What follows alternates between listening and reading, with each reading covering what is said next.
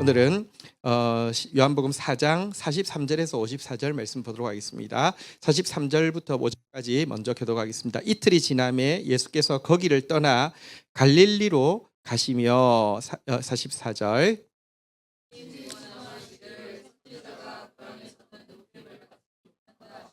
45절 같이 읽겠습니다.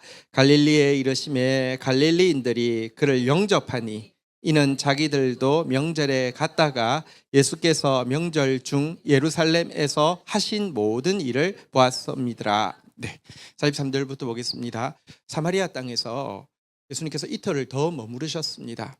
사람들은 제일 처음에는 여인의 특별한 간증을 통해서 어떻게 이럴 수가 있어.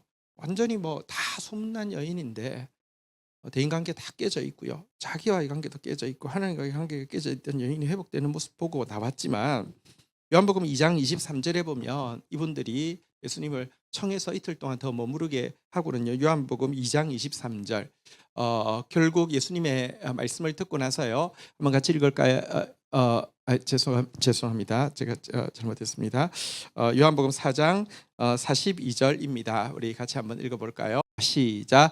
그 여자에게 말하되 이제 우리가 믿는 것은 내 말로 인함이 아니니 이는 우리가 친히 듣고 그가 참으로 세상의 구주이신 줄 알미라 하였더라. 이틀을 보시는 동안에요. 한번 따라하겠습니다. 친히 듣고 참으로 알미라. 친히 예수님의 말씀 듣고 참으로 그분이 구주임을 알게 되었다 이렇게 이야기하고요. 어쨌든 이곳에서 이틀을 머무신 이후에 이제 갈릴리로 올라가셨습니다. 사실 사마리아는 유대인들이 심지어 유대인뿐 아니라 그 남부 사람들을 유대인이라고 하고요, 북부 사람들을 갈릴리라고 하죠. 예를 들어 우리는 거꾸로 이제 서울 사람이 있고 저기 문둥이들이 있고 이런 것처럼 그러니까 이제 이게 갈릴리는 이제 시골이란 말이에요. 근데 여러분 시골 사람들도 사마리아는 아주 무시하는데요. 어쨌든 그 사마리아를 지나시면서 갈릴리로 가실 때 44절에 보니까 예수님께서 예언을 하십니다. 선지자가 고향에서는 높임을 받지 못한다라고, 내가 지금 이제 갈릴리로 가지만 갈릴리에서는 높임을 받지 못한다. 사마리아에서 일어난 이런 아름다운 일이 없을 거야. 이렇게 이야기하셨습니다. 근데 웬걸요? 예수님도 틀릴 수가 있네요. 45절 한번 볼까요? 갔더니 어떻게 됐다고요? 갈릴리인들이 예수님을 영접했습니다. 환대하고요.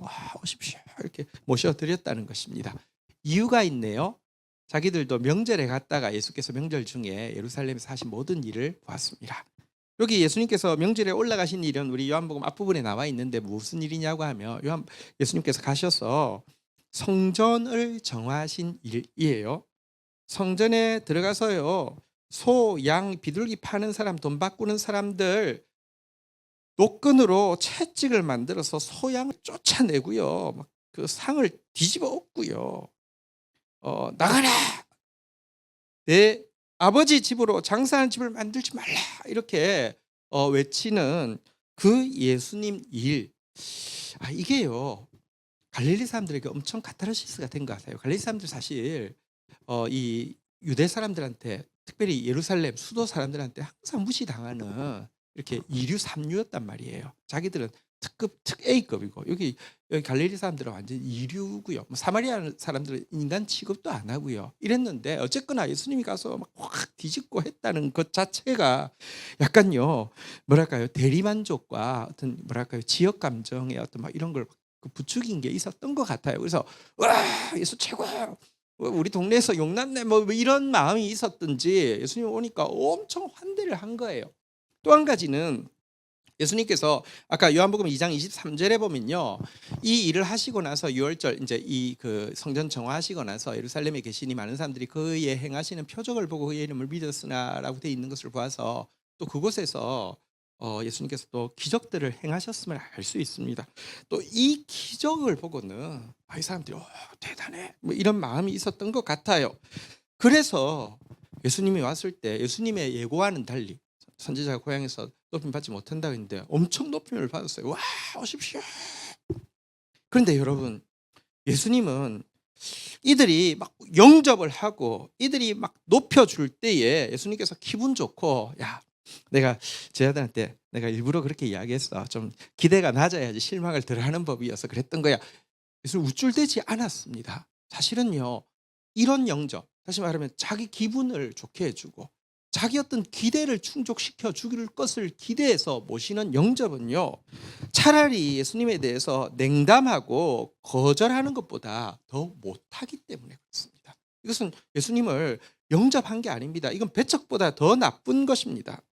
사실 예수님께서요, 이제 우리 이제 45절 지금 묵상하고 있는데요.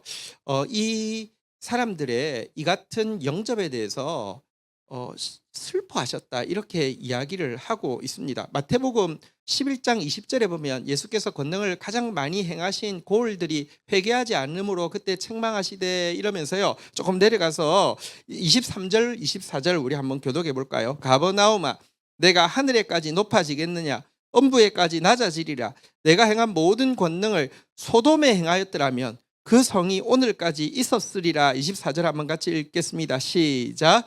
내가 너희에게 이르노니 심판날에 소돔 땅이 너보다 견디기 쉬우리라 하시니라.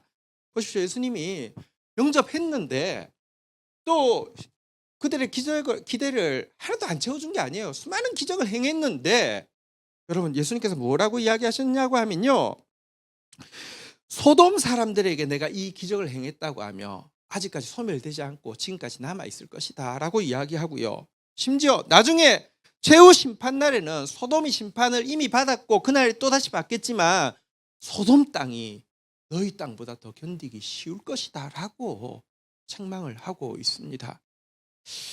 그러면 여러분 보십시오. 사마리아 사람들의 영접과 이 갈릴리 사람들의 영접 둘 다 영접을 했는데 사마리아 사람들은 아까 본 대로 친히 듣고 참으로 알고 영접했고요. 이 사람들은요, 자기 감정을 이렇게 막 고양시켜 줬다고 자기 기대를 충족시켜 달라고 이렇게 했던 것에 대해서 주님이 이 분노하고 있는 이 모습에서 과연 한국 교인들은 예수님을 영접한 사람 너무 많아요. 뭐 영접이라는 단어는 기독교에서 모르면 간첩이에요. 영접한지 물어보면 전부 다 영접했다 그래요. 근데 진짜 예수님께서 보실 때 갈릴리 사람들, 사마리아 사람들의 영접 중에서 한국 기독교, 우리의 영접을 무엇이라고 생각하실까 생각해 보면요, 사실은 대단히 두려운 마음이 많습니다. 영접한 우리 모습 보고요, 너 친히 듣고 참으로 알고 영접하는 거니? 너의 기대, 너의 감정 맞춰줘서 영접하는 거니라고 물으시면서 사마리아 땅, 아니 소돔 땅도 너희들보다 견디기 쉬울 것이며 소돔 땅에 너희들처럼 내가 보여줬다고 하면 아직까지 망하지도 않았을 거야 라고 이야기할 수 있다는 것입니다. 여러분 사실 기독교인들이 제일 싫어하는 단어, 한국 기독교인들이 제일 혐오하는 단어 한 단어로만 하라고 하면 소돔입니다. 왜? 한국 기독교는요, 동성애에 몰빵을 해버렸어요. 동성애만 나오면 한국 교회가 다 모여들 만큼 혐오의 아이콘으로 소돔을 떠올리고 있습니다. 그런 한국 교회를 향해서 소돔 땅에 내가 너희들에게 행하는 것처럼 행했다고 하면 없어지지 않았을 것이고 훗날 소돔 땅이 너희들보다 심판을 견디기 쉬울 거라고 이야기하고 있다는 생각 안 합니까? 그럼 사실 우리는 너무 성경을 제대로 안 보니까 오해하는 거예요. 소돔 땅이 왜 심판받았습니까? 우리는 동성애 때문에 불심판을 받았고 그러니까 동성애는 그냥 돌로 쳐 죽여도 돼. 이게 한국 기독교의 스탠스입니다. 성경이 뭐라고 이야기하는 줄 아십니까? 왜 성경이 소돔 땅이 심판받았다고 이야기하는 줄 아십니까? 성경에 정확하게 기록되어 있습니다. 에스겔서 16장 49절 50절에 보면 세 가지 죄 때문에 심판받았다라고 이야기하는데요. 내 아우 소돔의 죄악은 이러하니. 여러분 보십시오. 소돔을 자꾸 이 유대인들한테 너희 아우다라고 이야기하고 있습니다. 우리하고 똑같다는 거예요. 세 가지 죄악인데요. 첫 번째는요. 한번 따라하겠습니다. 교만함. 여기 보니까요. 그와 그의 딸들에게 교만함과 음식물의 풍족함과 태평함이 있으므로 또 그가 가난하고 궁핍한 자를 도와주지 아니하며. 저기 보십시오. 이 첫 번째 나와 있는 것은요. 여기 이제 그 번역을 조금 더 쉽게 하면 풍족하고 태평한 것 때문에 마음이 교만해졌다, 이렇게 이야기를 하고 있는 내용이 첫 번째고요. 두 번째는요, 가난하고 궁핍한 자를 도와주지 않는다. 이것은 정의를 행하지 않는다는 것입니다. 이것을 이제 그냥 이제 정의를 행하지 않는다는 것이 이제 뭐 예를 들면 불의를 행한다, 이런 뜻이죠. 혹은 가난한 자, 궁핍한 자를 도와주지 않는 정도가 아니라 적극적으로 괴롭히는 행위를 성경에서는 강포라고 이야기합니다. 그래서 정확하게 소돔의 죄는요, 첫 번째는요, 한번 따라하겠습니다. 교만. 두 번째는요, 한번 따라하겠습니다. 강포. 세 번째는요, 50절에 보면 나오는데요. 거만하여 가증한 일을 내 앞에서 행하였습니다. 이 가증한 일을 행하였다는 것은 우상 숭배인데요. 하나님께서 그러므로 내가 보고 곧 그들을 없이 하였느니라 했는데, 소돔을 불로 심판하신 거, 하나님 심판하시지 않겠다고 했는데 노아 때에 무지개 표적을 보이면서 내가 다시는 물로 심판하지 않겠다고 했는데, 그 말은 불로는 심판한다는 것이고 최후의 심판하신다는 뜻인데도 소돔의 죄악이요, 여러분, 풍족한데 태평하기까지 해요. 그러니까 교만해졌어요. 교만해지고 나서는요, 가난한 자를 돕지 않고 강포를 행했어요. 그리고 나서는 교만이 넘치니까요, 우상 숭배했어요. 이것 때문에 내가 보고 심판했다라고 이야기합니다. 한번 생각해 보세요. 우리는 소돔을 자꾸 막 이 동성애를 막 최고로 혐오하고, 이건 나랑은 아예 상관없는 것이고 우리 돌 던진다고 이렇게 이야기하고 죽인다고 이야기하는데, 성경은요 진짜 한번 보십시오. 계속 소돔에 대해서 에스겔서에 보면 너 아우, 너 아우, 너 아우라고 이야기하고 있고요. 뿐만 아니라 동성애는 나타나는 표출이고요. 그 원인은 무엇이냐고 하면요, 교만, 강포, 우상 숭배라고 이야기하는데요. 한번 물어보십시다. 오늘 한국 교회가요, 여러분 정말 영접했다고 하는 한국 교회 안에 얼마나 교만한지 아십니까? 이거 진짜 이렇게 교만할 수 있는가? 남 눈치 안 봐요. 다 종교가 선호도하고 신뢰도가 50% 60%다 넘는데 우리는 14%인데도요 눈치 안 봐요. 이거 저거 뭐 지역 갈 것들 뭐 죽을 것들 뭐 저거 뭐 이렇게 신뢰도가 뭐 중요해? 여러분 눈치라도 봐야 되잖아요. 14%가 뭐예요? 이단 종파도 14%안 나오는데 14% 나오는데 눈치 안 봐요. 왠지 아십니까? 교만하니까요. 그리고 강포. 여러분 보십시오. 지금 한국 교회만큼 가난한 자를 돌아보는데 관심 없는 데가 없어요. 가난한 자 돌아보자 그러면 빨갱이라고 이야기해요. 뭐 이렇게 평등 이야기하면 빨갱이라고 이야기해요. 정의 이야기도 빨갱이라고 이야기해요. 이게 어떻게 된 거네요? 정말 강포에 여러분 혐오와 미움과 미움으로 말미암아 죽여도 돼. 이게 어디 성경에 나오는 가르침이에요. 강포. 그리고 여러분 한국 교회가 어쩌다가 우상 숭배에 이렇게 너그러워졌어요? 뭐 미신, 무속 뭐 이런 거 아무 상관없어요. 동성애만 아니면 돼요. 빨갱이만 아니면 돼요. 어쩌다가 이렇게 됐어요? 왠 줄 아십니까? 한국 교회가 원한 게요, 물질이고요. 한국 교회가 원한 게요, 권력이고요. 한국 교회가 원한 게 쾌락이고, 이게 우상 숭배예요. 내가 우상 숭배하고 있으니까 우상 숭배하는 사람은 아무렇지 않아요. 그리고 이렇게 된 이유는 사마리아 사람들처럼 친히 듣고 참으로 알고 믿는 게 아니라 내 기대 채워주기를, 예수 믿고 복 받자, 예수 믿어서 부자 되고, 예수 믿어서 꼬리가 아니라 머리 되고, 예수 믿어서 성공하고, 내 기대 내 욕망 채우는 거 외에 성경 하나도 몰라요. 지금 출판 시장이 완전히 꽁꽁 얼어붙어서 뭐 GT 사실 진짜 정말 어렵습니다.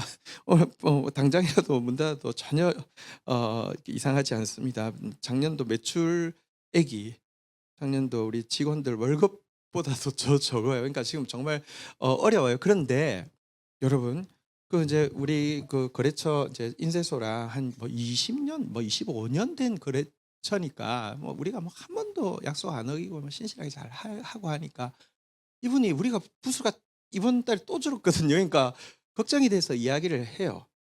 뭐 이렇게 통독 뭐 이렇게 뭐 책들 뭐 그러니까 설명 없고 그냥 통독인데 이렇게 날짜 360을 써서 하는 것들 엄청 잘 된대요.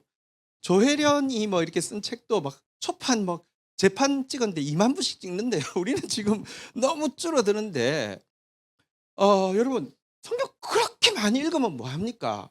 제가 사실은요. 통독 뭐 이렇게 막 이런 거에 대해서 좀 걱정스러워요. 왜냐고 하면요. 뜻은 모르고 읽어요. 뜻은 모르고 읽어요. 친히 듣고 참으로 알고 믿는 게 아니라 읽은 게 공로가 되고요. 나 성경 알아 하고 나서는요. 결국 내가 원하는 거, 내가 기대하는 거 외에는 관심이 하나도 없어요.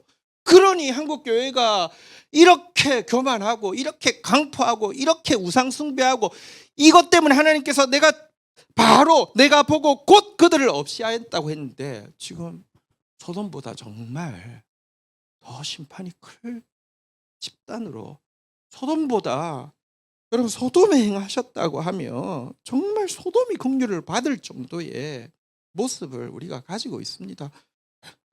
참 여러분들 예수님의 말씀이 틀린 게 아니었습니다. 갈릴리에 가면서 고향에서 높임 받지 못한다고 했는데 높임 받은 것처럼 보이지만 한국 교회 지금 예수 믿는 사람 많습니다. 예수 믿는 사람 다 높은 자리에 가 있습니다. 예수 이야기합니다. 그런데 주님은요 슬퍼하시고 분노하시고 높임 받지 못한다 이야기하시고 심판하실 것이라고 이야기합니다. 진짜 한국교회에서 기도해야 합니다. 죄송합니다. 지난 10월 27일 날 동성애 뭐 반대하는 것 때문에 진짜 온 한국교회가 모이는 것처럼 모였어요. 그런데 여러분 위헌적인 계엄이 있었고요. 또 그 배후에 보이는 진짜 교만, 강포, 우상 숭배 덩어리인데 한국교회는 말 안 해요. 그때 나왔던 그 교회 중에서 말하는 게 하나도 없어요. 이게 어떻게 된 거예요? 이게 어떻게 된 거예요? 아니 뭐 정치적으로 이렇게 이건 아니에요. 좌도 있어야 되고 우도 있어야 되고요. 제가 계속 이야기하지만 우리는 땅보다 더 높은 하나님의 가치를 가지고요. 좀 더 하나님의 기준, 공의와 정의에 가까운 것에 캐스팅 보드에 쓰는 것이지 좌에도 치우쳐서는 안 되고 우에도 치우쳐서는 안 되는데 어떻게 이런 교만에 어떻게 이런 강포에 어떻게 이런 우상 숭배에 여러분 그렇게 동성애에는 소돔을 막 죽일 것처럼 하더니 여기는 어떻게 이렇게 침묵할 수가 있어요? 이게 바른 거예요? 그렇지 않습니다. 하나님 지금 정말 분노하고 있다는 것을 느낍니다. 그리고 또 한편으로는 심판하여 주세요. 한국 교회가 너무 성경 몰라서 무지해서 미혹당하는 사람들도 많사오니 부족하지만 제가 하나님 말씀 잘 제대로 가르칠게요. 열심히 가르칠게요. 하나님 뜻을 알게 할게요. 근데 하나님 몰라서 그런 사람들도 있사오니 하나님 심판하시고 하나님 정리해 주세요. 정말 하나님 앞에 두렵고 떨림으로 매일 기도하게 됩니다. 어쨌든 여러분 예수님은 갈릴리로 가시면서 하나도 기쁘지 않았습니다. 그들의 영접을 하나도 기뻐하지 않았습니다. 한국교회에서 지금 예수님이 높임 받을까요? 한국교회의 모습을 보시고 예수님이 지금 막 기뻐하실까요? 정말 기도해야 될 때라고 생각합니다. 자, 그러나 여러분 예수님이요 또 그렇다고 해서 갈릴리는 내가 접었어 이거 희망 없어 이런 분이 아니십니다. 갈릴리에서 한 사람 찾고 계십니다. 마치 사마리아의 한 사람 사마리아 여인의 변화를 보시면서 예수님 너무 기뻐서 식사를 안 하시고도 막 기뻐하셨던 것처럼 한 사람의 변화를 보면서 세상이 휘어져 추수하게 된 비전을 바라보신 것처럼 갈릴리에서도 일하신 일이 이어서 기록되어 있습니다. 46절부터 한번 보도록 하겠습니다. 예수께서 다시 갈릴리 가버나움에 갈릴리 가나에 이르시니 전에 물로 포도주를 만드신 곳이라. 왕의 신하가 있어 그의 아들이 가버나움에서 병들었더니 47절 읽겠습니다. 시작. 갈릴리로 오셨다 하는 것을 듣고 가서 청하되 내려오셔서 내 아들의 병을 고쳐주소서 하니 그가 거의 죽게 되었더라. 48절 예수께서 이르시되 너희는 표적과 기사를 보지 못하면 도무지 믿지 아니하리라. 자, 예수님께서 이제 갈릴리 가나로 도착하셨습니다. 가나는 첫 번째 표적이 일었던 것이죠. 물로 포도주를 만드신 것. 여러분 정말 하나님이 이 세상은 에덴 동산, 기쁨의 동산, 잔치의 집으로 만들었는데 범죄하고 기쁨이 다 사라졌는데 물로 포도주를 만드시면서 내가 이 일을 위해서 왔다. 첫 번째 표적을 행하신 곳에 갔는데 가버나움에 사는 왕의 신하가 자기 아들의 병 때문에 가나까지 오게 되었습니다. 가버나움하고 가나는 한 30km 거리가 됩니다. 그러면 걸어서 가면은 꽤 시간이 많이 걸리죠. 옛날에 뭐 다른 게 없으니까 그죠? 걸어서 가면 30km 걸으려면 한 얼마 걸릴까요? 그 시간 상당히 걸릴 거예요. 그리고 또 밤 시간에는 가다가도 옛날에는 위험하기도 하고 뭐 불이 없고 하니까 아마 이제 정박을 하고 하면은 꽤 많은 시간이 걸릴 것입니다. 자, 어쨌든 왔는데 예수님께서요. 청하 47절에 보면 청하되 내려오셔서 내 아들의 병을 고쳐 주소서 그가 거의 죽게 되었습니다라고 부탁을 했지만 그리고 그가 왕의 신하기 때문에 꽤 고위직이지만 예수님이요 첫 번째 대답은요 냉랭하셨습니다. 48절 한번 볼까요? 한번 따라하겠습니다. 너희는 표적과 기사를 보지 못하면 도무지 믿지 아니하리라. 거절의 표시죠. 자, 그런데 49절에 보면요. 여러분 우리가 꼭 기억해야 됩니다. 주님이 거절하실 때는요. 차라리 무언가 진짜를 주시기 위할 때가 더 많거든요. 신하가 다시 물러서지 않습니다. 주여 내 아이가 죽기 전에 내려오셔서 그냥 막 또 매달리는 겁니다. 자, 이때 예수님께서요. 그에게 여러분 표적으로 때문에 믿는 게 아니라 예수님을 향한 믿음 때문에 믿게 하기 위해서 이런 도전을 하셨습니다. 50절 읽어볼까요? 시작. 예수께서 이르시되 가라 내 아들이 살아있다 하시니 그 사람이 예수께서 하신 말씀을 믿고 가더니 같이 가자고 했는데 예수님이 이런 말씀하셔서 가라 내 아들이 살아있다. 그런데 다시 이야기합니다. 집이 동네면은 뛰어가서 확인하고 아직 안 나왔는데 이렇게 할 수 있는데 가버나움까지 얼마라고요? 30km. 그러니까 아마 중간에 이게 오후라고 생각하면 하룻밤을 지나서 가야 됩니다. 갔는데 아무 일도 안 일어났어요. 그러면 집 사람들이 얼마나 원망하겠습니까? 당신 일을 그딴 식으로 하냐고. 갔으면 뭐 체포를 해서는 데려와야지. 말만 듣고 오면 어떻게 하냐고. 당신 바보냐고. 뭐 이렇게 하겠죠. 근데 여러분 간절히 두 번째 매달릴 때 예수님이 가라 내 아들이 살아있다 이 이야기를 할 때 그 속에서요 여러분 많은 갈등이 있었을 것입니다. 올 때는 그냥 어떻게든지 예수님 데려와야지 예수님이 기적을 행해 주실지도 몰라 라는 믿음 기대 때문에 올라왔다고 하면 지금 이 말씀 아무것도 보이지 않는데 내 아들이 살아있다 가라. 그러면 아들이 지금 죽으면 큰일 나잖아요. 그죠? 진짜 큰일 나잖아요. 그죠? 근데 이 말씀만 믿고 돌아간다는 것은 엄청난 도전입니다. 이 도전 앞에서 여러분 그는 예수는 과연 누구신가에 대해서 진지하게 고민하게 되었고요. 그리고는 친히 아까 사마리아 사람들의 고백처럼 친히 세상의 구주인 줄 아는 믿음 가지고 내려가게 되었다는 것입니다. 그랬더니 51절에 보니까요. 내려가는 길에 그 종들이 오다가 만나서 아이가 살아있다 하거늘. 집에서는요. 지금 내려가고 있는데 30km면 꽤 멀잖아요. 그죠? 좋은 소식이 생겼어요. 아이가 갑자기 살아났어요. 너무 좋으니까 종들이 왕에게 좋은 소식 알리기 위해서 왔는데 중간에 만났어요. 그래서 52절 한번 볼까요? 같이 한번 읽겠습니다. 시작. 그 낫기 시작한 때를 물은즉 어제 7시에 열기가 떨어졌나이다 하는지라. 어제 7시. 그러니까 7시니까 6시간을 더하면요. 몇 시입니까? 1시, 오후 1시가 되는 것이죠. 그러니까 오후 1시부터 열기가 떨어졌습니다. 라고 하니까 53절 한번 볼까요?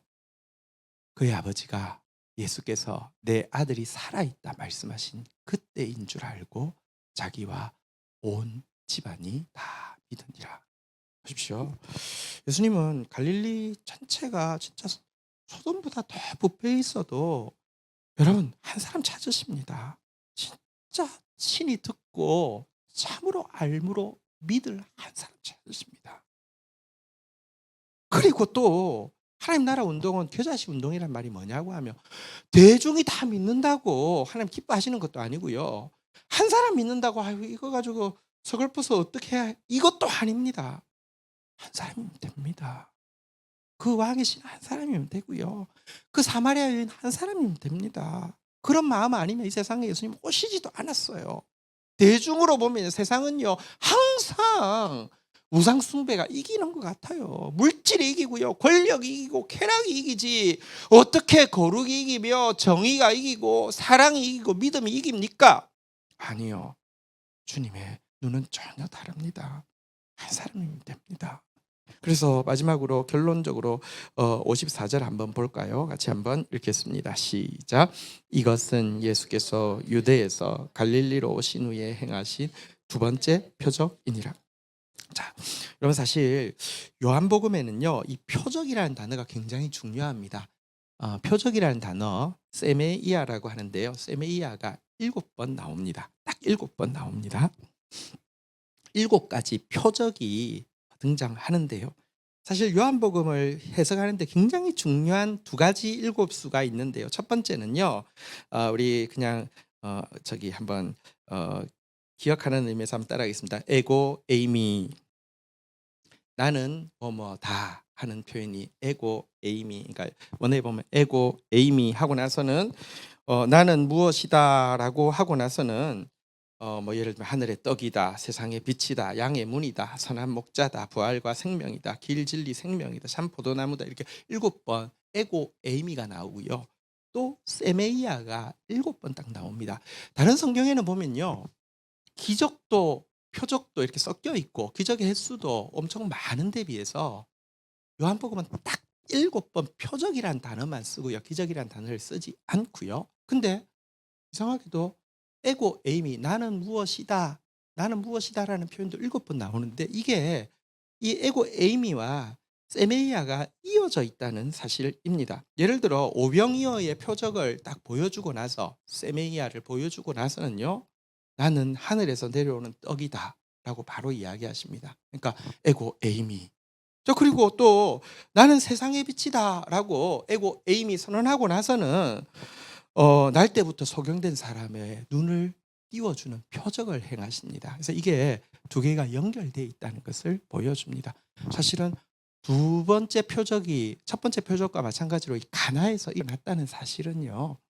주님께서 진짜 보십시오. 표적과 기적의 차이는 표적은 예수님이 하나님이심을 증명하는 것인데요. 생각해 보십시오. 예수님이 그냥 위대한 인물이라고 하며 한 사람 믿는 것은 아무 일도 아닙니다. 힘이 안 돼요. 예수님이 하나님이시라고 하며 한 사람 변화되는 것은 모든 게 변화되는 것입니다. 예수님은 하나님이십니다. 말씀으로 천지를 창조하신 하나님이십니다. 무에서 유를 창조하신 하나님이십니다. 한 사람 변화되는 것은 모든 게 변화된 것과 마찬가지입니다. 어쨌든 우리 오늘 여기 갈릴리 사람들처럼 영접하는 사람 되지 않기를, 그리고 왕의 신하처럼 처음에는 그냥 자기 기대를 가지고 자기 소원을 가지고 내려왔지만 돌아갈 때는 말씀에 대한 믿음으로 돌아갔던 바로 이와 같은 참된 믿음의 사람 되기를 주님 앞에 간구하고, 또 특별히 그런 한국교회 되기를, 또 하나님께서 한국교회를 진짜 친히 듣고 참으로 알고 믿는 교회로 회복시켜 주시기를 같이 기도하는 저와 여러분들이 되시기를 축복합니다. 자리에서 일어서셔서 우리 같이 한번 찬양하며 나가겠습니다.